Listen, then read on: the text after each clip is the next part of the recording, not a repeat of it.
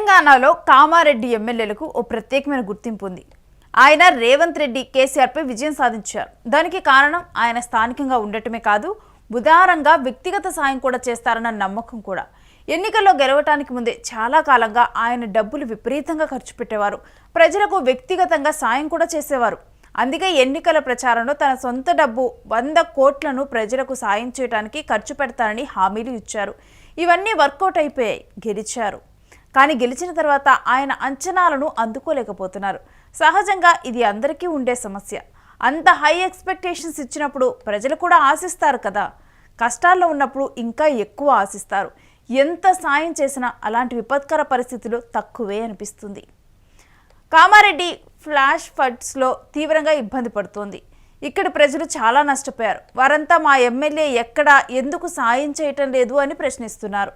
కామారెడ్డిలో ఇటీవల వచ్చిన భారీ వర్షాలు, వరదలపై స్థానిక బీజేపీ ఎమ్మెల్యే రమణారెడ్డి వివాదాస్పదంగా మాట్లాడారు.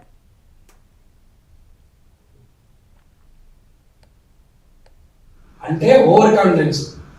ఏమైతుంది, చెరువులకు బుంగలు ఇవి పడ్డాయి తప్ప ఎక్కడ ప్రాణ నష్టం కానీ, ఎక్కడ జన నష్టం కానీ, ఎక్కడ ఆస్తి నష్టం కానీ ఎక్కడ జరగలేదు. ప్రజలది ఇళ్ళల్లో ఎలక్ట్రానిక్ వస్తున్నాయి, నీళ్ళు వస్తే కాలిపోతుంది. దానికి కూడా బాధ్యులు అధికారి అవుతారా, ప్రజాప్రతినిధులు అవుతారా, ప్రభుత్వం అవుతారా?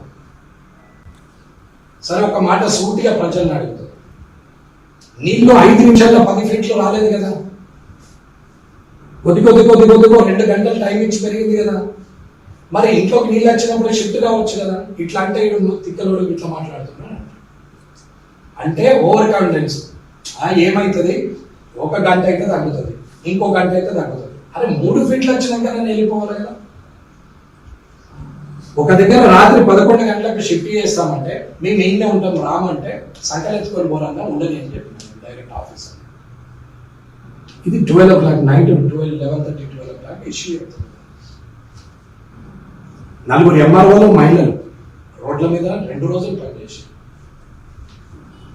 అక్కడ ఏ ఇరిగేషన్ ఆమె 2 రోజుల నుంచి ఒకటే డ్రెస్ మీద బీపీపేటలో పనిచేస్తూ ఉన్నారు. కనీసం డ్రెస్ చేతి కూడా అవకాశం లేదు. వాహనం నడుస్తుంది, అట్లనే ఎడుతుంది తప్ప డ్రెస్ కూడా తెచ్చుకుందామన్నా రోడ్ కనెక్టివిటీ మొత్తం దిగిపోయింది, పోయే పరిస్థితి లేదు. నేను ఫోన్ మాట్లాడి మరి అమ్మ కామారెడ్డి తీసుకోవడానికి ఏమైనా ప్రయత్నం చేస్తా, వెహికల్ పంపిస్తే వస్తామంటే వద్దు సరిగా, మళ్ళీ అటు ఇటు లేట్ అయిపోతుంది, ఇన్నే ఉంటాం, చూద్దాం ఈ ఒక్కరోజు. ఎన్డీఆర్ఎఫ్ ఎస్డీఆర్ఎఫ్ నీళ్ళల్లో పోయారు. టాకి మీద ఉన్న నాకు అన్నం కూడా తెస్తలేరు అంటే చిన్న లాజిక్ అర్థం చేసుకున్నాను. అన్నం తీసుకుని టాకీకి పోయినోడు టాకీ కాడికి వెళ్ళాలని తేడా. అన్నం ప్యాకెట్ పట్టుకుని టాకీ దాకా పోయినోడు టాకీ మీద మనుషుల్ని రోడ్డు మీద తేడా అంటున్నా. ఏది ముఖ్యం, రోడ్డు మీద తేవడేమో ముఖ్యం.